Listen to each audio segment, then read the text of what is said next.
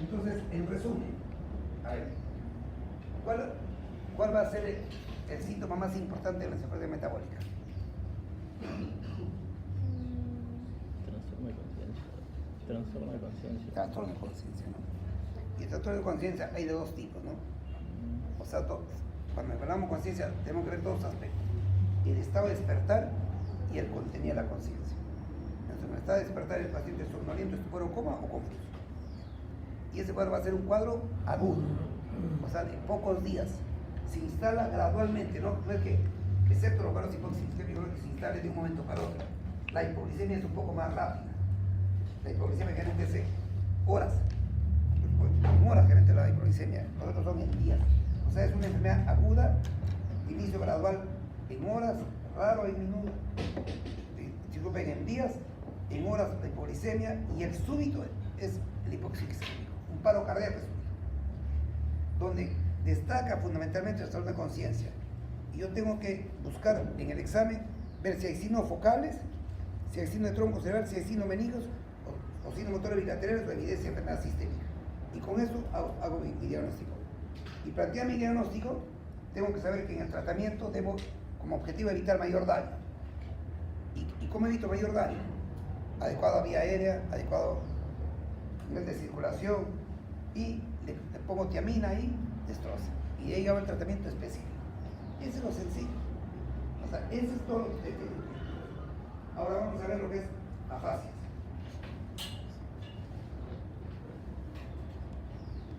Siempre a ustedes en medicina les han enseñado lo normal para ver lo anormal, ¿no es cierto? Pero cuando nos han enseñado lo normal en medicina, lo normal ha sido en base al estudio de seres vivos o al estudio de seres muertos. De seres muertos. Entonces, y cuando se hace investigación en seres vivos, la investigación ha sido en animales, y de ahí se trata de entender cómo funciona el corazón, por ejemplo, y poco a poco se ha ido viendo hasta que se va avanzando. Pero no hay ningún modelo que pueda ser similar al hombre, solo es el hombre. O sea, ningún modelo de estudio ni animal, nada puede ser posible que se semeje a lo que es el hombre. Entonces, en estos modelos, cuando se ha tratado de ver aquellas funciones cerebrales superiores que llaman funciones psíquicas o llaman funciones mentales, hemos tenido una gran desventaja. Hemos comenzado a reconocer las alteraciones por las anormalidades. O sea, veían en un paciente, por ejemplo, lo que hizo Broca, ¿no? Vio un paciente que estaba sano y de repente no podía expresarse, pero sí comprendía. Entonces, Broca lo observó, lo siguió años, de repente otro paciente tuvo semejante, que no podía expresarse, tenía dificultad, pero sí comprendía. Y de repente uno de ellos fallece, le hace necropsia y encuentra una lesión a nivel del pie de la circunción, de la tercera circunción frontal. Entonces dice, entonces por eso es lo que este paciente no habla. Ahí debe estar la memoria de las palabras. Y así comienza su razonamiento. Después otro verdige y otros pacientes ya diferentes, que hablaban bastante, hablaban, pero no comprendían. Hablaban y no comprendían. Y él encontró una lesión en un paciente en la autopsia a nivel temporal posterior superior. O sea, en la circulación temporal superior, en la parte posterior, en el tercio posterior. Entonces digo, ahí está la zona que nos permite comprender el habla. Y luego de ahí trazaron modelos. Si hay una zona de comprensión acá, ver una zona como de pensamiento donde integre todo, una zona para la expresión verbal de la memoria verbal, y de ahí sale. Y comenzaron a construir modelos hipotéticos de cómo es el habla. Hasta ahora, ese conocimiento científico no está bajando a nivel de pregrado. En pregrado poco se les enseña sobre los procesos normales, de la normalidad de los procesos psíquicos, la normalidad del habla, la normalidad de la memoria, la normalidad del proceso perceptual, muy poco se les enseña. Ustedes tienen que hacer un esfuerzo muy, muy fuerte, y por eso a veces neurología se hace un poco difícil, entre comillas, porque no sigue el orden lógico de todo lo que estudia medicina. Ustedes estudian medicina, anatomía, fisiología, fisiopatología, semiología y clínica. Igualito, de hecho, los pacientes eran nerviosos, fisiología, fisiopatología, y cuando de repente tienen que ver procesos psíquicos. ¿Y cómo se une, por ejemplo, la fisiopatología con el habla? ¿Y cómo se une con la memoria? Entonces, ese vacío es el vacío que es la fisiología de los procesos psíquicos. Y esa es la dificultad que tienen ustedes. Por eso cuando van a estudiar algo de funciones cerebrales superiores o procesos psíquicos, más tienen que aprenderlo así, casi tal cual les he dicho, que razonen cómo se da. Entonces, acá les quiero... Primero les presento esa dificultad para que vean ustedes cómo es este tema.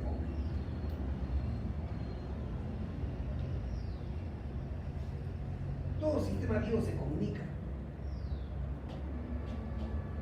Entonces, la comunicación de todo sistema vivo, desde una célula hasta el hombre, todos los sistemas vivos se comunican.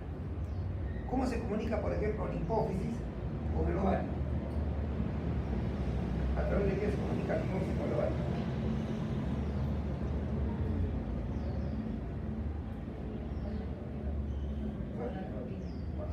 O sea, a través de sustancia química que se llama hormona. Entonces, así se comunica. Entonces, va a haber un lugar donde produzcan eso y va a haber un lugar donde recepcionen esa molécula química, hay una estructura y de ahí se continúa la señal. Entonces, eso se da, o sea, todo ser vivo se comunica, pero los seres humanos desarrollan un tipo de comunicación especial. Ese tipo de comunicación que desarrolló el ser humano en general es lo que llamamos lenguaje. O sea, todos los seres humanos desarrollan un tipo de comunicación. Pero que hay un grupo de seres humanos que establecieron determinado significado a cada sonido. Y comenzaron a decir, esto significa tal cosa, esto significa tal cosa. Por ejemplo, cuando de repente dice, la palabra lentes implica un aparatito que se coloca en la cabeza y permite mejorar la visión. Ese es lentes. ¿Qué es casa? Es una estructura construida que tiene paredes, techo, piso y sirve para poder uno vivir. Esa es casa. Y así, entonces cuando ese grupo estableció un determinado significado a los sonidos verbales, sea un código. Y eso se llama lengua. Pero el ser humano cuando nace, inmediatamente nace, y con la evolución biológica, ¿qué ha pasado con la evolución biológica? Nos ha permitido desarrollar una red cerebral que le permite aprender ese código verbal. ¿Por qué no puede aprender el perro o los animales que uno tiene en casa? ¿Por qué no aprenden lo que uno les habla? Porque su red cerebral no le permite decodificar ese sonido y encodificarlo y emitir ese sonido. Con algunos animales que aprenden algunas cositas, pero no le permite eso. Entonces, la evolución biológica ha hecho que se den tales cambios que genéticamente, a través de sustancias químicas que realizan señales para su migración de neuronas, se forma una red capaz de aprender el código verbal, de aprender la lengua. Y eso que aprende el niño y lo guarda en su cabeza, ¿cómo le llamaríamos? ¿Cómo le llamaríamos a eso? El niño nace en Lima, nace en la casa de nosotros y aprende el castellano. ¿Cómo le llamaríamos al código, a esa línea guardada en su cabeza? Entonces, los libros de neurología, ¿qué dicen? Alteraciones del lenguaje y del habla. Lenguaje le llaman a esa habilidad guardada en mi cabeza. Y habla le llaman a la parte motora para la pronunciación de ese código que está en mi cabeza. Así le llaman en los libros. Pero nosotros hemos dicho que el lenguaje es la habilidad para crear signos y comunicarse en todos los seres vivos. Y lengua, que a eso le he puesto un código y un grupo de personas que han dado determinado significado a cada sonido. Y eso que aprendemos, mantengan ese conocimiento de lo que dicen los libros, pero nosotros lo decimos con la teoría informacional para explicar los procesos psíquicos, llamamos el habla personal. O sea, es su habla personal. Entonces, cuando yo aprendo el código, entonces nazco y en mi casa me hablan todo. y voy a aprender. ¿Y qué cosa voy a aprender primero? Primero voy a aprender las palabras, o primero voy a aprender el tono, la melodía. Mi cerebro decodifica el tono, la melodía. Entonces, ese tono, melodía que es el sonido que emite mi mamá, mi papá o la persona que me cuida, entonces lo voy guardando y guardo eso en mi cerebrito, ese tono, esa melodía. Luego ya voy aprendiendo las palabras per se, tal cual dice la palabra, casa, leche, pelo, todo voy aprendiendo. Pero cuando yo voy a hablarlo, yo no hablo nada de lo que yo he escuchado. O sea, yo no repito la frase de mi mamá, yo no repito la frase de mi papá. Yo construyo mis frases propias. Esa habilidad para construir está genéticamente determinada. Es la gramática universal que llama Chomsky, ¿no? O sea, nosotros tenemos esa habilidad para unir palabras y construir frases. Y el niño no construye frases donde puede decirte, por ejemplo, hambre quiero tú. No. Te dice, yo hambre. Va ese orden de pronombre, verbo y el predicado. Va ese orden, va. Ese orden gramatical, eso es genéticamente determinado, son las gramáticas universales. Entonces el niño escucha y comienza a aprender las palabras, va construyendo su propio diccionario en su cabecita. Y comienza a unir eso y va estructurando oraciones. Pero después le van enseñando en qué tiempo, en qué género, si es plural, singular, etc. Va aprendiendo las reglas gramaticales. Y todo eso lo va guardando en su cabecita. Y después el niño comienza a hablar. No es que después de un inicio comienza a hablar. Y en su desarrollo va a ir utilizando esas oraciones, esa dicción, para conseguir ¿qué? Propósitos. Por eso el niñito tiene toda su actividad verbal va orientada a conseguir objetivos. Por eso el niñito se siente mal, llora para conseguir objetivos. Entonces, cuando yo he aprendido las tonalidades, las melodías, y lo guardé en mi cabeza, aprendí el léxico, todo el vocabulario lo guardo en mi cabeza, como profesor, con mi léxico, y aprendo la intencionalidad, en función de mis intereses, todo, aprendo la intencionalidad de mi enunciado. Todo eso se guarda en mi cabeza. La primera parte que se guarda del tono es la parte de la prosodia de mi discurso. O sea, yo voy a tener una prosodia, una entonación en mi discurso. Lo otro que aprendí, palabra, todo es el palo, aprendo la parte lexical. Y el otro, la intencional, aprendo la parte sintáctica. Entonces, en mi cabeza está guardado toda la prosodia, fundamentalmente en el lado derecho. Está guardado toda la parte lexical, fundamentalmente a nivel posterior izquierdo. Y la parte de la organización para mi expresión está en la parte anterior y lateral. Así es donde se guarda el habla y así es como se organiza. ¿Cuál es el modelo que nos enseñan a nosotros?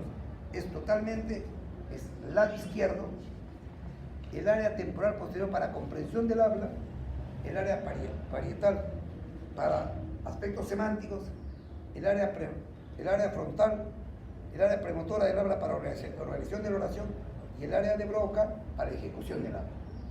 Y todo en el lado izquierdo. Ese es el modelo que nos enseñan. Y en base a eso, ya recién vamos a ver las alteraciones del habla.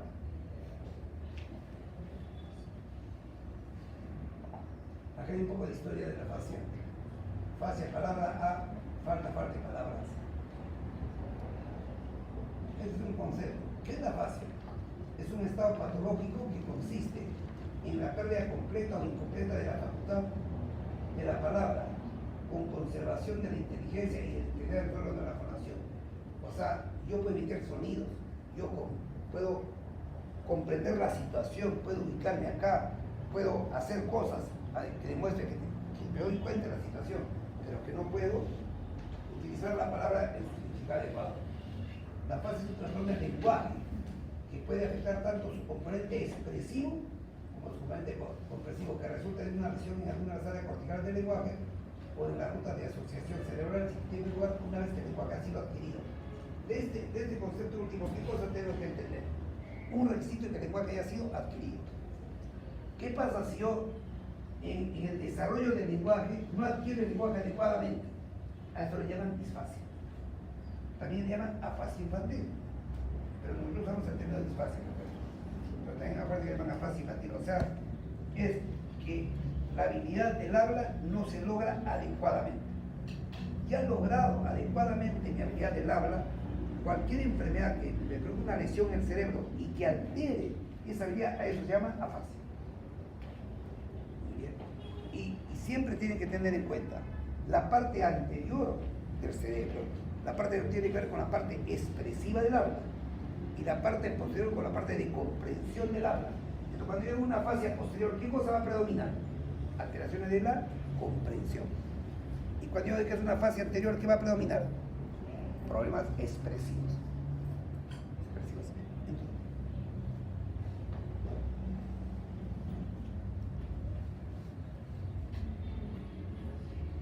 Entonces, ¿cuál es la semiología de las afasias? Primero es la fluencia. La fluencia es la cantidad de palabras que uno da por un minuto. Entonces, habitualmente, si uno contara una determinada cantidad de palabras, pero ustedes ¿qué van a aprender? Apreciar que cuando uno está hablando, se detiene, se bloquea, hay stops. Entonces, cuando uno está hablando y ve que el paciente, sí, pero... entonces, se va bloqueando, ya su influencia se pierde. Y le dice al familiar, si él hablaba así, no, porque él hablaba como nosotros estamos hablando. Hablaba así bonito como usted. Claro que usa la palabra fluente, pero así como usted habla, pues yo hablo así, hablaba él. Allá. Entonces comienza a decir, ¿este es fluente o no fluente? Excitaciones. Es en el momento que yo no encuentro la palabra, hago un esfuerzo, hago un gesto, hago algo para buscar, que indica que estoy buscando la palabra. Eso es excitaciones. Alteración del tono. O sea, hay variaciones en el tono. Ustedes van a ver que el paciente de repente tiene un solo, es monótono, pero todo comparando con lo que era antes. Y por eso es bueno tener a una persona al lado. Eso se llama la disprosodia. Alteración en la estructura de la palabra. La estructura de la palabra. Por ejemplo, carpeta tiene una estructura. Está letras, sílabas, en lo que ustedes pueden saber. Porque en el término lingüístico se llama fonemas, morfemas, etc. Entonces, la estructura de esa palabra, por ejemplo, carpeta, si se está alterada, de repente puede suceder que la P y la E no estén en esa palabra. Entonces, en vez de decir carpeta, quiere decir carta. Aparentemente es una palabra normal, pero si era relacionado a carpeta y es una palabra en estructura normal. Entonces, cuando le faltan sílabas, o se cambia una sílaba por otra, o se agregan sílabas, se llaman parafasias literales. En cambio, cuando yo reemplazo una palabra por otra, se llaman parafasias verbales. Lo que ustedes deben saber es que en la estructura de la palabra, esta se altera y se presentan parafasias, que se caracterizan por, se suspende una sílaba, se intercambian sílabas. Por ejemplo, en vez de carpeta, imagina que yo diga cartape, ya le cambié el orden de las sílabas. Es una parafasia literal. Por ejemplo, yo quiero decir cubrecama y digo, por ejemplo, cubretama. Ya reemplacé la sílaba K por ta.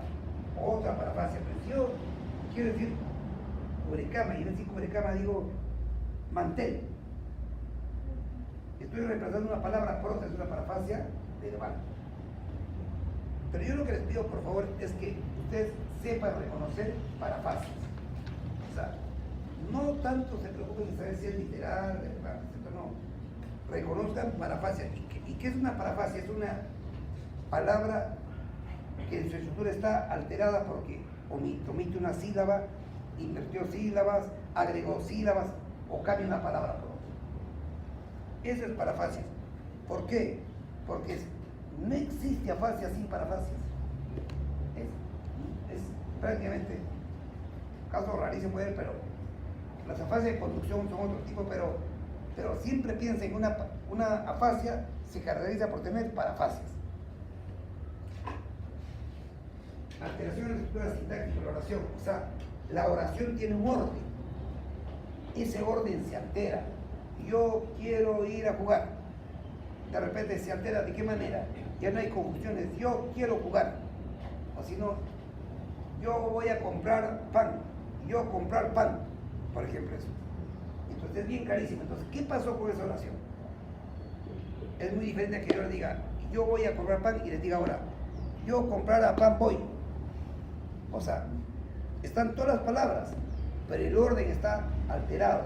Acá, yo comprar pan, se mantiene un orden, pero le falta conjunciones. Ambas se llaman alteraciones de la estructura gramatical. A este le llaman agramatismo cuando le falta conjunciones, preposiciones, y a este le llaman paragramatismo cuando es como una ensalada de palabras. Y les menciono esto, pero también les vuelvo a recalcar. Lo que quiero que reconozcan es que la oración ya no tiene la estructura ordenada que debe de ser. Así como les pedía que reconozcan parafases, ahora quiero que reconozcan la alteración de la gramática. O sea, no hay el orden de las palabras adecuadamente. Se suprime o se invierte. Entonces, ¿por qué quiero que reconozcan esto? Porque las parafasias, hemos dicho que son característicos de los problemas afásicos, y la parte gramatical, cuando es agramatismo, va más para las parafasias anteriores, y paragramatismo para afasias posteriores.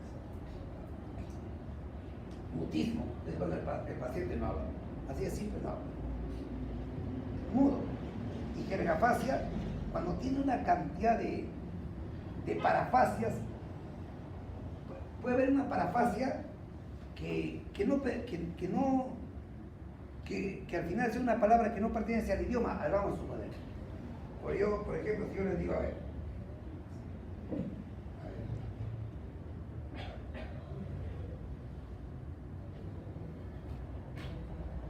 quiero decir, por ejemplo, digo decir, en vez de decir culpabilidad, digo cubilidad.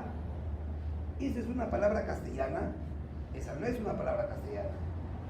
Pero puedo decir, en vez de carpeta, puedo decir carta. Carta es una palabra castellana, ¿no? Sí. Y es una parafasia. Omití P. En culpabilidad omito alguna, pero construyo una palabra que no pertenece al idioma. Si esa palabra que no pertenece al idioma se llaman neologismos. Si mi discurso está lleno de palabras de neologismo que no pertenecen al idioma, ¿cómo se construye? Algo entendible, imposible de entender. Son puros neologismos. A eso se llama jergafasia. O sea, jergafasia es un discurso donde está formado por neologismo fundamentalmente. Fíjense, siendo palabras del idioma, pero por ejemplo, ¿cómo es la jerga de los rateros de ellos, no? Ellos a veces, entre ellos se hablan y tú no entiendes nada. Y están diciendo que tú eres la que te vas a saltar. Y en ellos están que se dan todo el dato y nosotros no entendimos nada.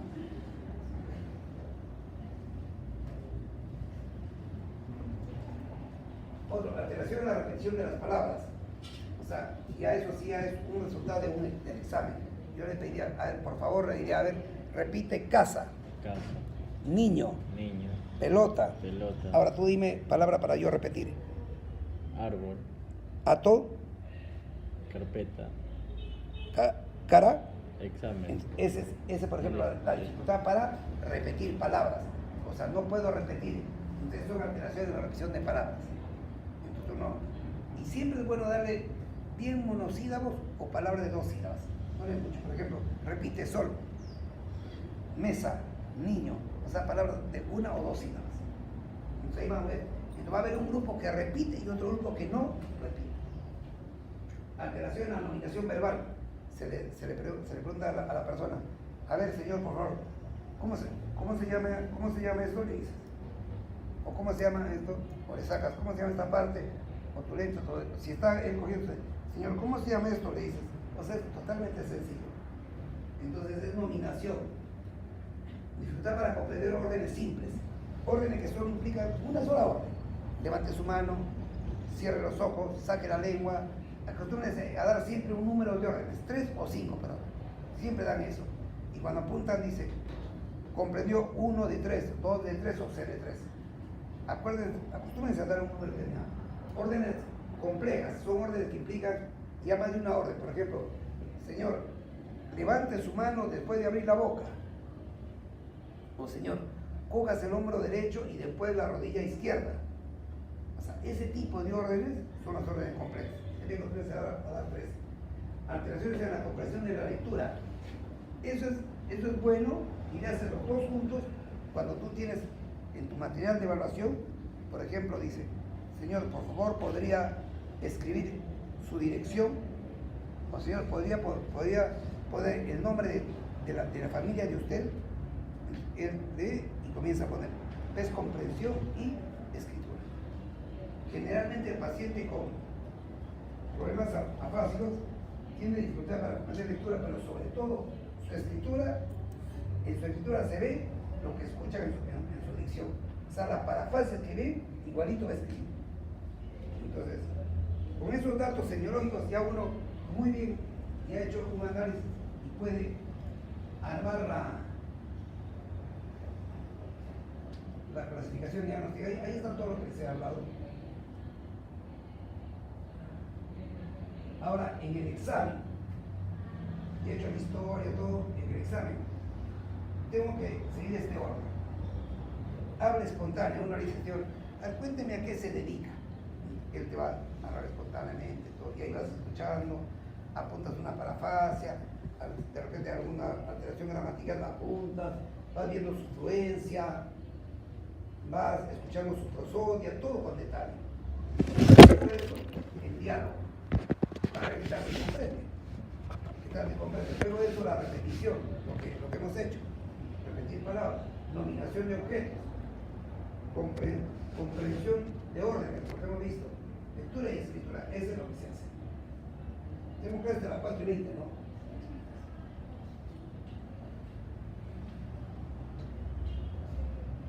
Entonces, para el diagnóstico, seguimos el mismo orden. ¿Cuál es la causa más frecuente de diabasis? Los efectos de los vasculares de la serie. Hay diferentes test que se utilizan, que son las causas más frecuentes. 75% de accidentes vasculares. Hay una enfermedad degenerativa que si tienen curiosidad lo pueden leer. Está dentro del grupo de enfermedades degenerativas tipo demencia, que se llaman afasia primariamente progresiva. Es el paciente que de manera insidiosa y progresiva va teniendo un cuadro afásico. Un cuadro afásico fundamentalmente para la parte expresiva. O sea, va a tener poco vocabulario, va a tener dificultades para encontrar la palabra y en su discurso no va a ser muy preciso. Ahora, cualquier lesión que afecte una área cerebral puede dar una afasia, pero fundamentalmente son los accidentes vasculares. Esas son las zonas cerebrales que intervienen en el habla. Esta es una clasificación muy buena. Va en función de qué. ¿Alguien tiene un plumón? Yo voy a traer ahora.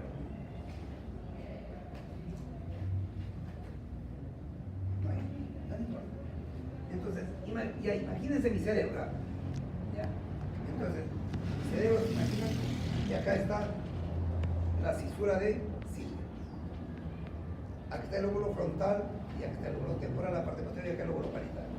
La cisura de Silvio, el lóbulo temporal, en su surco temporal superior, en la parte posterior está el área de Wernicke. A nivel frontal, acá a nivel F3, en la parte posterior e inferior, está el área de Broca. Entonces, todas las zonas del lenguaje que están en la cisura de Silvio, todas corresponden a las zonas propias del lenguaje, las zonas pedicilianas, o sea, todo alrededor. Y las zonas de estructura que están en la zona parietal y en la zona prefrontal, que son alrededor así, se llaman las zonas extracilianas. Eso es muy importante. ¿Para qué? Porque, por ejemplo, las lesiones que tienen que ver con la zona periciliana, todas van a ir con alteraciones en la repetición. O sea, todas alteraciones en la repetición. Entonces, todas estas son alteraciones en la repetición. Y si es anterior, que es Broca, ¿qué va a predominar? La parte expresiva. Si la lesión es posterior, como Wernicke, ¿qué va a predominar? La comprensión verbal. Y si la lesión es justamente en la comunicación entre la parte posterior y anterior, en una zona que se llama el fascículo uncinado, esa solo va a tener el estudio de la repetición, solamente repetición. Entonces, La fase expresiva la anterior Broca, la fase de comprensión Wernicke, acá falta la fase de conducción y la fase global, pues es ambos síndromes. Ahora, en las zonas limítrofes, esto está para acá. En la zona limítrofe, que es la zona extrasilviana, se caracteriza porque se conserva la repetición. Entonces, ¿cuál es la diferencia de estas afasias con estas afasias? En esta no repite y esta sí repite. Si esta que sí repite, la lesión más anterior, ¿qué va a afectarse? Su expresión verbal. Y a esa la llaman transcortical motor. Si se va a afectar la parte posterior y si repite, va a ser un transcortical sensorial. Y cuando llaman se afecta transcortical mixta. Y esta es una fase donde solo la dificultad para nominar. Esta es una clasificación fundamentalmente anatómica. Entonces, en base a eso, en la escuela de Boston hicieron esta clasificación, lo que yo les he dicho, a base cuando distribuye la repetición, centrales o perisilvianas y sin ninguna reacción las extrasilvianas o marginales. Broca, ¿por qué se va a caracterizar? Porque no repite y es predominantemente expresiva. Wernicke no repite, pero es fundamentalmente la comprensión. La de conducción se expresa bastante bien, comprende bastante bien, el único problema es que no repite. La fase global es ambas cosas. O sea, problema tanto expresivo como de comprensión. Y acá la fase vertical repite bien, pero no puede expresarse adecuadamente. Repite bien, pero no comprende adecuadamente. Y acá ambas cosas de la fase vertical mixta. Y la nómica solo no puede nominar. Entonces, uno construye un cuadrito de este tipo. Este cuadro es muy útil para el diagnóstico. Este cuadro siempre me ha sido muy útil. Entonces, yo siempre he acostumbrado a tener mi cuaderno, ya lo veía y de tanto verlo ya me lo aprendía. Yo decía un poco de estudiar y memorizarlo, eso nunca me ha gustado. Yo siempre hacía mis resúmenes y tanto lo veía el resumen que ya terminé aprendiendo. Entonces, acá, ¿cuáles son los criterios que vamos a usar para clasificar? Fluencia, repetición, nominación y comprensión. Esos son los criterios. Entonces, todas las afasias perisilvianas que están en este color son los que van a tener fundamentalmente problemas para la repetición. No repite. En cambio, las afasias extrasilvianas sí repite. Y deben tener. El que es predominantemente expresiva, ¿cómo va a tener su fluencia? No fluye. Y el que es predominantemente comprensiva, ¿cómo va a tener su fluencia? Va a ser fluente. Ahí está donde dice. El de conducción solamente vaya para repetir, el resto está bien. El de Broca será no fluente porque es anterior, no repite porque es perisilviana de la zona central, vaya para dominar, pero sí comprende. El de conducción solamente no repite, el resto está bien. El Wernicke es posterior, su fluencia va a estar buena. De hecho, no va a repetir. Va a haber fallos nominales, pero su explicación no va a comprender. Y el global todo está afectado. Y estos tres verticales, su prueba fundamentalmente es la repetición. Disculpen, ellos repiten bien. El motor va a ser problema en su fluencia y el resto va a estar bien. El 3 vertical, problemas en su comprensión. Y el mixto, todo está afectado excepto que repite bien. Entonces, cuando yo examino, ¿qué debo precisar? ¿Repite o no repite? ¿Logra expresarse adecuadamente? ¿Es fluente o no fluente? ¿Y qué tal comprende? Y su nominación. Con eso ya he logrado obtener datos. ¿Para qué? Para que ustedes hagan esta clasificación. No, esto lo aprenden ahora para el examen. Pero ¿para qué? Esto es enseñanza, para que ustedes sepan diagnosticar un trastorno afásico. ¿Por qué es importante? Porque es un síndrome focal. Y cuando diagnostico un síndrome focal, voy a utilizar para todo mi razonamiento clínico. Un trastorno de conciencia asociado a un cuadro focal, ¿qué voy a pensar? en un problema estructural.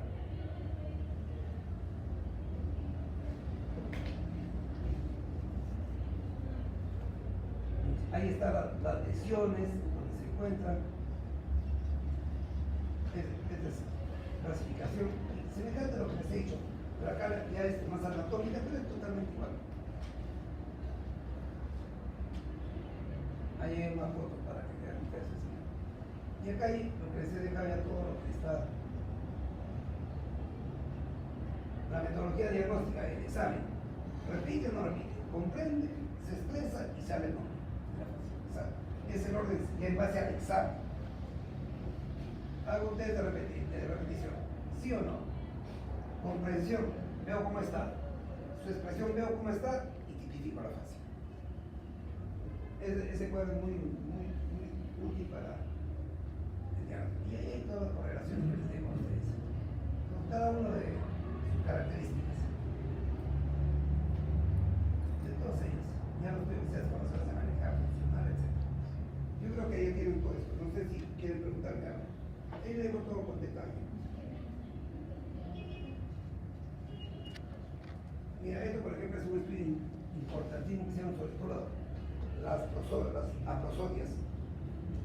Esto no diagnosticamos, no se hace ningún estudio importante, poco lo utilizamos.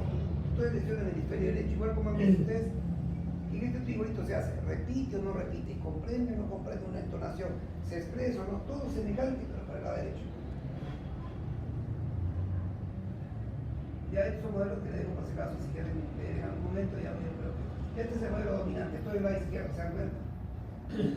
La parte de comprensión de Wernicke, la parte de expresión, la zona de inducción, el área del lenguaje, que se comunica con la parte del área del lenguaje verbal, o sea, la lectura, disculpen, la lectura, que se comunica con la zona del lenguaje.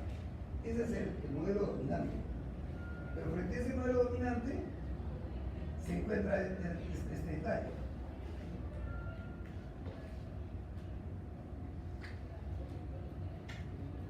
Se encuentra este resultado. Cuando me da revisión de, disculpe, cuando se llama ética funcional, cuando alguien está mirando palabras que son hacia activa, cuando está escuchando que son hacia activa, cuando va a hablar que son hacia activa, cuando está pensando que son hacia activa, y esa activación es bilateral. O sea, no es unilateral, es bilateral.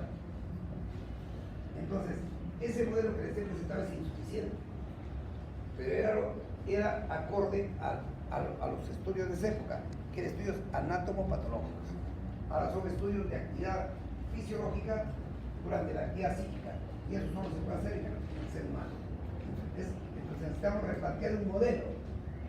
Ese modelo se necesita replantear porque todos son actividades bilateral. Derecha, todo es bilateral. Como muy bien lo presentaron como estudio de la prosodia. Bueno, muy bien, yo creo que con esto es para que ustedes seguramente se puedan distraer.